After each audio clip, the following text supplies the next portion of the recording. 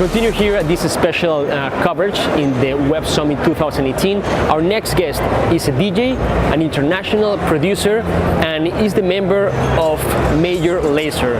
His name is Christopher Leacock, also known as AKA Jillionaire. This is the interview.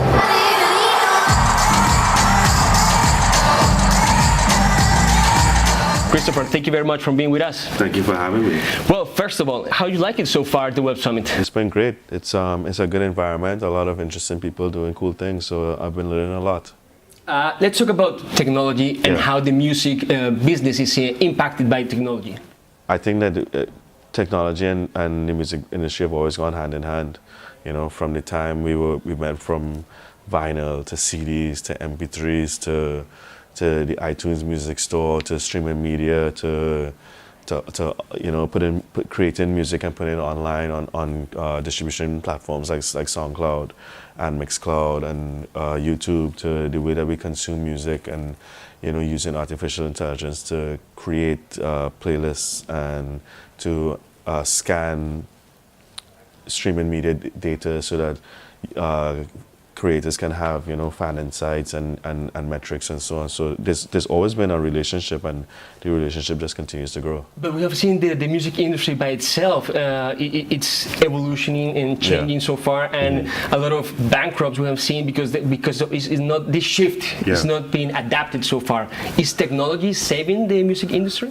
I think that people have to learn how to be resilient. They have to learn how to adapt. You know, you have to learn adaptability. You have to learn how to reinvent yourself. So if you see that wave come in and you don't catch that wave, you're going to be swallowed up by it. So you have to find a way to reinvent yourself. You know, whether it is modifying your sound or modifying the way you do business. You know, like you can't just be the guy who's like, oh, I only put out CDs. Like there might be a very niche market for people who only buy CDs, but at the same time, you are alienating a whole potential you know, consumer base if you're not adapting to streaming media, if you're not adapting to using you know, the YouTube or using the SoundCloud or any of these tools that are available to creators.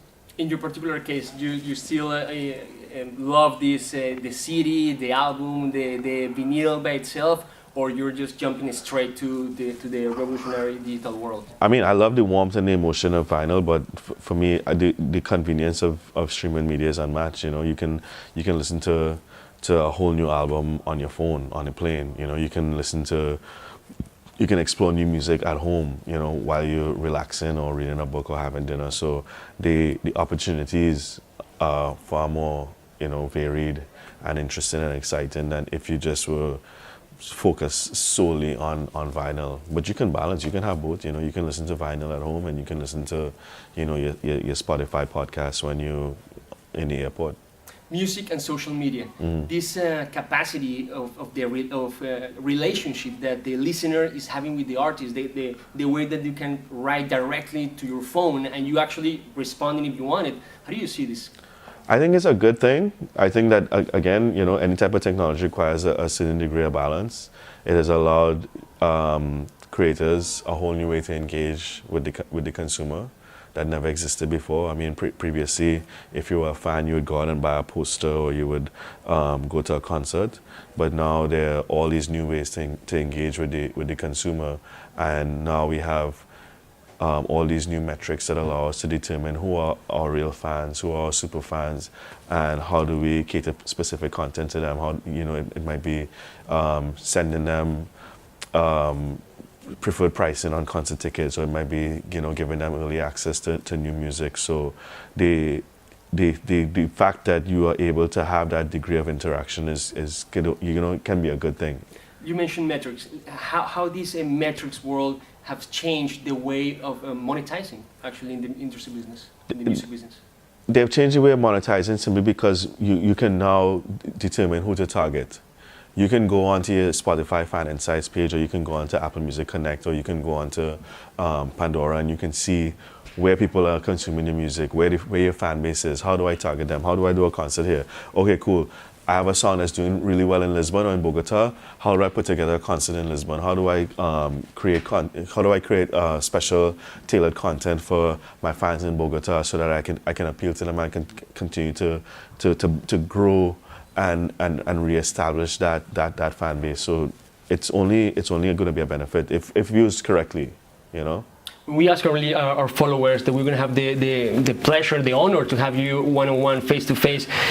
They send a question, and I'm going to read it to you. Okay. Technology is a tool, and it's okay. But are you scared that technology can replace the ability of humans to create music? Technology is a tool, and technology is always going to be a tool that is going to assist us in either making better decisions or eliminating repetitive or tedious tasks. Technology is not going to replace a human being, because until the AI has a backstory and the AI is able to communicate warmth and emotion into its music, it's not going to replace somebody who has loved playing the piano since they were 4 years old, or who has loved making beats in their bedroom before they were ever discovered. The thing about it is that there are some places where I think that one of the biggest uses that we will see of AI is functional sound. So AI can be used to create background music for ads or for the little videos that you see before your YouTube, or it can be used for sound effects for video games, you know. But it's not like, we're not in a position right now where AI is going to create the next hit song on the radio. But do you think that we will head that way at some point? I think that it's going to be a tool that we can use to help automate parts of that process. You know, so it might be saying, okay, cool, how can I use the AI to create a chord progression? How can I use the AI to program the drums? But the whole idea of arranging a song and putting it together in a certain way and giving it a certain feeling, giving it a certain swing, giving it lyrics that are warm and full of emotion and excitement and enthusiasm, that is going to be very difficult for the machine to replace that sentiment that a human can convey. What about augmented reality, virtual reality, AI? Yeah. What's next in the music industry? What's next? I mean, I'm not too sure what's next, but I just think it's important that we are aware of what's available right now, and we're aware of how we can use those tools right now.